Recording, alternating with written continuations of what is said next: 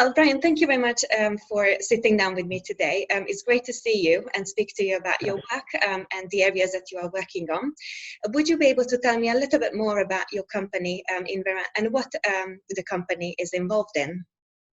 Yeah, definitely. So Invenra, we are a mid-sized biotech company, really focused on bispecifics for the next generation of therapeutics. And really from the beginning, Invenra has been very interested in high throughput functional discovery.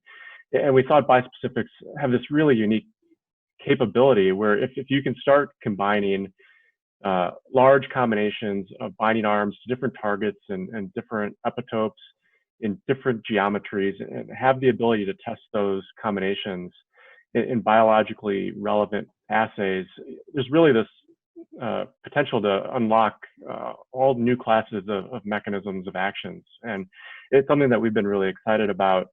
And so we've focused really hard on building a very robust discovery engine. So we have a very strong protein engineering team, antibody discoveries. So we have access to phage libraries, humanized mice, VHH, yeast display, really a large capability in that area. And then a strong biology group, because really one of the biggest challenges here is once you start trying to unlock new mechanisms, trying to understand the biology. And so we've built these teams, and with our bispecific technology, which is the B-body technology, we've been able to, I think, create some interesting assets for ourselves, for our own pipeline, and also some strategic partners. Yeah. Well, there are a lot of like bispecific platforms, I guess, out there on the market. And you know, as you said, your company is one that is again looking into this as well. So why is this platform so great that the company developed? What it makes so unique, I guess? Yeah, it's a great question. So we tried to really focus on two aspects of the platform when we were developing it. One was, especially at the time, developability was a big concern for bispecifics. You know, can you actually turn this into a therapeutic? And so that was really the foundation of where we started was, could we create a platform that was developable, that was as human as possible, and could be use standard manufacturing processes? And that's where we started, and we think we have a platform that accomplishes that.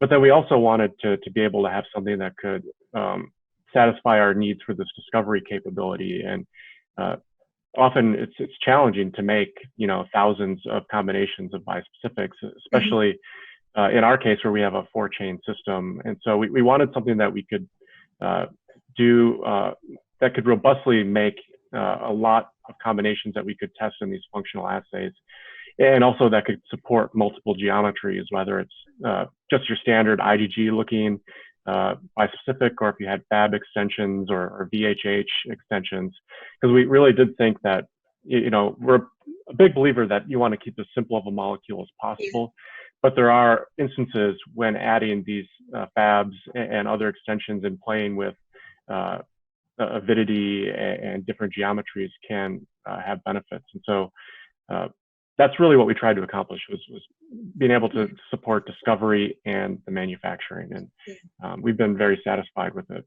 so far. Yeah, that sounds very exciting, and I'm sure that our community will be very happy to hear about this as well. Right, Bryan. So if we talk a little bit about your work and your current priorities, so what would you say are the main areas that you are involved in right now? Yeah, so Invenra is really looking to take its next step as far as company development, which is getting some of our molecules into the clinic. So we've been supporting strategic partners, but we also have our own pipeline, and we have 2 molecules right now that we're really excited about.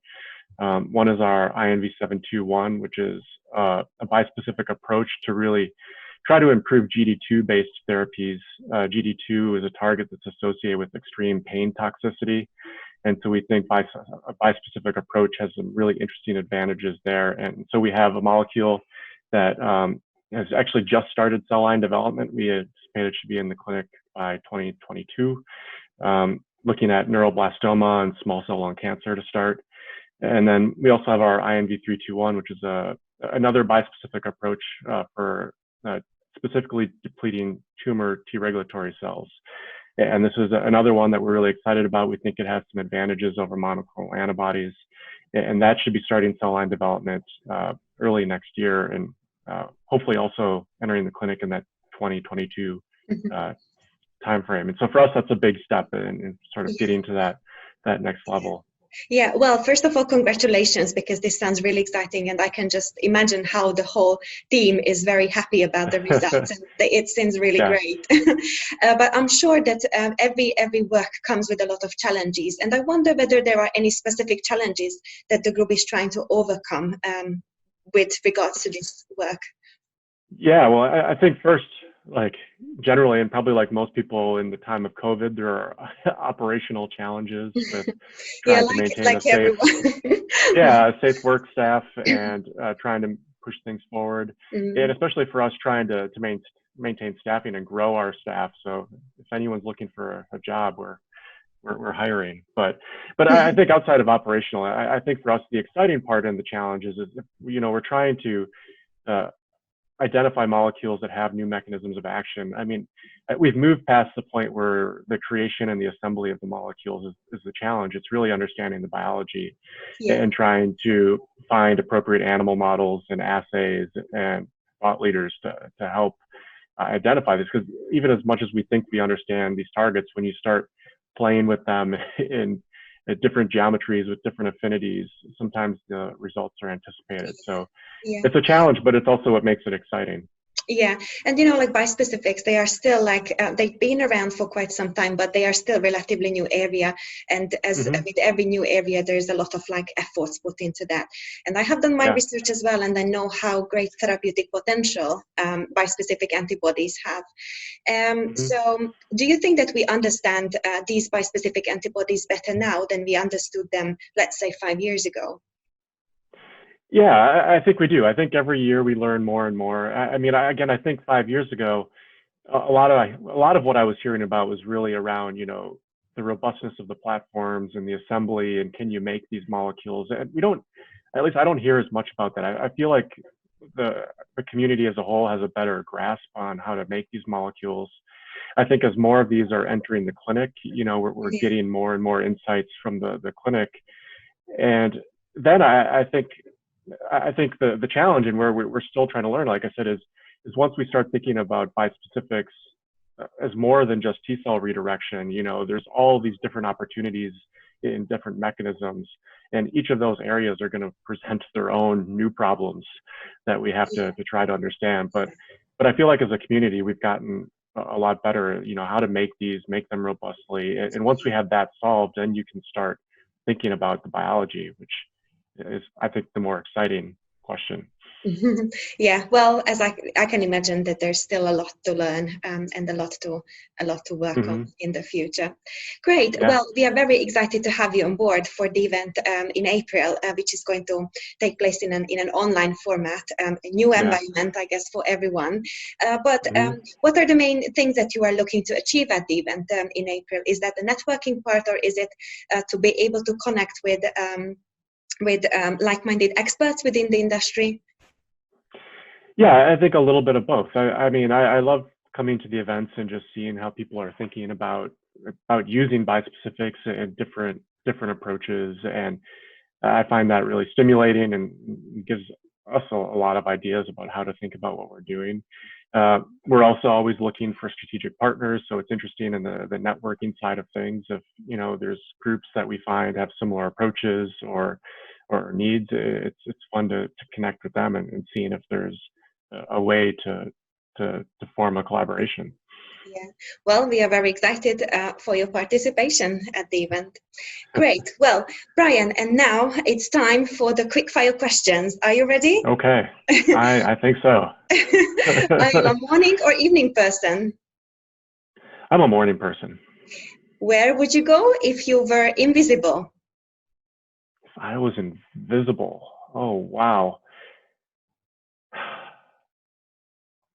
I'd probably just walk around a big city and just kind of observe people. I'm always fascinated just to kind of see what's going on. Great. What advice did you get that was the most rewarding? Probably from my thesis advisor. He more is leading through an example. I mean, he had an incredible focus in science, but he also had the ability to enjoy life outside of science as well. And so he was a passionate winemaker and archaeologist. And so finding that balance between, you know, a very exciting work life, scientific life, but also family and other interests. Yeah. And that was a great lesson that I took from him. Yeah, that's great. We've got 2 more questions. Okay. If you were a superhero, what would your powers be? Oh, wow. I'd like to fly. I think it'd be nice to be able to fly pretty quickly. It'd make traveling a lot easier. I would love to fly as well. And teleport. Fly and teleport. Oh, even better. What do you consider to be your greatest and biggest achievement so far? Oh, I'm pretty proud of Invenra. So when I started, I came to Invenra really not too long out of my postdoc, and joined when there were just 4 of us, really one of the kind of foundational scientific members of the team. We've now grown to close to 50 people, and it's been really fun to be involved in the company and really see all aspects and grow from, you know, the scientific side and leading some of the research on there to now moving over to business development, but still being able to really keep almost as active in the science as well. And it's something I'm very proud of, and I continue being excited about seeing where we can go. Yeah, well, that certainly sounds very like a very big achievement. So congratulations. Thank you. Great. Right, Bryan, this brings the interview, I think, to the end. Thank you very much for your time today. Okay, great. Thank you. It was fun. Great. Thank you very much. Thanks. Bye. Okay. Have a nice day. Bye.